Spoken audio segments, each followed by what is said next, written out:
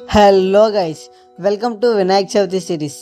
వినాయక చవితిలో మాలేసుకుని రోజుకు ఒక టెంపుల్ మీకు చూపిద్దాం అనుకున్న నేను ఫస్ట్ డే వినాయక చవితి రోజు అనకాపల్లి నుంచి కేవలం 5 కిలోమీటర్ల దూరంలో ఉన్న సిరసపల్లిలో ఉన్న ప్రముఖ పుణ్యక్షేత్రం అయినటువంటి శ్రీ శ్రీ శ్రీ చింతామణి గణపతి ఆలయానికి అయితే వెళ్ళిపోయాం.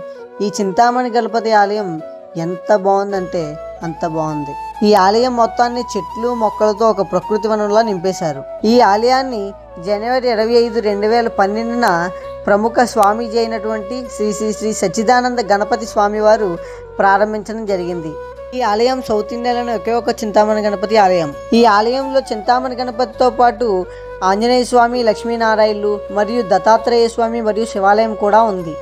చింతామణి గణపతి యొక్క విశిష్టతలు, ఈ ఆలయం యొక్క పూర్తి వివరాలు నా ఎంఎస్ఆర్ మీడియా యూట్యూబ్ ఛానల్లో ఫుల్ వీడియో చేయడం జరిగింది. సో ఆ వీడియో చూసేయండి. మీ ఫ్యామిలీ అండ్ ఫ్రెండ్స్తో విజిట్ చేయండి. Follow this page for more videos.